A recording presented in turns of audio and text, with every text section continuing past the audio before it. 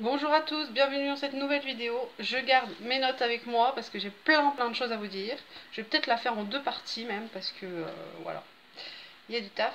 Donc il faut savoir qu'on est passé par une période très délicate.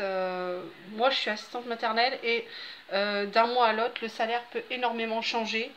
Et là j'ai appris que je perdais un gros contrat en fait parce que la maman vient d'accoucher. Donc moi je me suis dit elle a accouché, je vais prendre la relève. Je me suis dit, la suite arrive. Quand on est nourrice, on voit les choses comme ça en fait. Enfin, je pense. Hein. On se dit, bon bah, qu'est-ce que je vais avoir dans un an ou à la rentrée prochaine, sans compter les inconnus qu'on ne sait pas. Hein. Mais par rapport aux enfants qu'on a déjà, on se dit, est-ce que eux sont probables de refaire des enfants ou pas. J'ai mon équipe chatouille. Et là, donc, comme elle était enceinte et qu'elle a accouché en début d'année, je me suis dit, bon, d'ici quelques mois, elle va peut-être reprendre le travail et puis me le confier. Et ben non, elle prend un congé parental, du coup je me retrouve sans ses jumeaux, parce que je gardais ses jumeaux de 5 ans, et du coup sans son bébé. Donc je perds un gros contrat, donc on a eu, enfin moi surtout j'ai eu très peur, je me suis dit mais mon Dieu, qu'est-ce qui va me rester quoi. Parce qu'on dit toujours les nourrices ça coûte une blinde, mais c'est pas vrai, pas tous en tout cas. Moi mon plus gros contrat il est à 300 euros, donc pour vous dire, comptez, hein, en ce moment je suis à 900 euros de salaire, hein, voilà, pour être honnête. Je suis très râle et pâquerette, donc vous m'enlevez donc les jumeaux à 300 euros, et ben il me reste 600 euros. Et là j'ai eu très peur, je me suis dit mon Dieu, on est 5 à la maison, comment on va faire? Mon mari il me dit ah, il faut moins dépenser, on va y arriver. Ah ouais, c'est pas évident. Donc en vue de moins dépenser, je me suis dit il y a une façon peut-être d'économiser, de recycler les choses ou de fonctionner autrement que la surconsommation en gros. D'où cette vidéo. Du coup, je vais vous donner quelques trucs que j'ai commencé à faire. Déjà, le sopalin, l'essuie-tout, vous l'appelez comme vous voulez. Moi, personnellement, j'en utilise beaucoup moins. J'ai des lingettes, j'ai des petits chiffons, enfin voilà, j'ai tout ce qu'il faut. Par contre, c'est que moi, voilà. Comme je vous l'ai dit, j'ai mon mari, j'ai 3 enfants. Et c'est très dur de dire aux enfants, mais non, t'as renversé, prends pas l'essuie-tout. Va chercher un petit chiffon microfibre, prends autre chose. Mon dernier de 8 ans, il a le nez qui coule, il va s'essuyer une fois avec sa feuille de sopalin, poubelle. Non, s'il te plaît, non, c'est pas possible, tu fais pas ça. Parce que la dernière fois, j'ai ouvert la poubelle, je fais oh, il y a une invasion de sopalin dans la poubelle là, c'est pas possible. Bon, bref, donc le sopalin, vous pouvez le remplacer par du tissu, quelque chose en tissu, un chiffon, des microfibres, ce que vous voulez. J'en reviens au deuxième point, le mouchoir. Donc moi, toujours moi, hein, je ne prends plus de sopalin, je prends des mouchoirs en tissu. Donc j'en ai plusieurs d'avance, ça tombe bien, je les lave, hein, et je m'en resserre. Donc des mouchoirs en tissu, plus du sopalin. Voilà. Ensuite, tout ce qui est sac, les sacs plastiques, les petits, les grands, mais surtout les petits.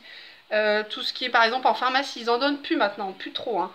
Mais si vous arrivez à avoir des sacs, gardez-les, réutilisez-les, recyclez-les, je sais pas. Enfin, moi je sais qu'avec ma belle-mère, parce qu'ils cuisinent beaucoup, en grosse quantité, donc quand ils nous donnent quelque chose, ils mettent ça dans un sac. Le sac, je le garde, et quand moi j'ai un truc à lui donner, par exemple si j'ai fait un gâteau, oh tiens, je vais leur faire goûter, je leur donne 2 parts, je mets dans le sac, et hop, le sac il fait des allers-retours, vous voyez.